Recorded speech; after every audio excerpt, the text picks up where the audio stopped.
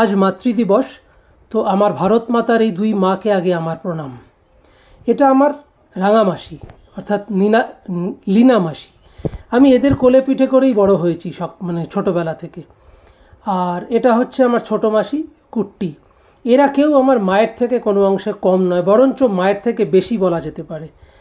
আর এবার আমার মা, তখন মা সুস্থ ছিলেন। আস্তে আস্তে মায়ের শরীরের অবনতি হতে শুরু করলো, বয়স বাড়তে লাগলো, মা কেমন যেন হয়ে গেলেন। তারপর তো আপনারা দেখতেই পাচ্ছেন। কিন্তু এই তারপরটার আর কোনো পর নেই, জানেন। আমি শুধু আমার মাকে একটাই কথা বলি, মা ভালো থেকো, আমি ভালো আছি।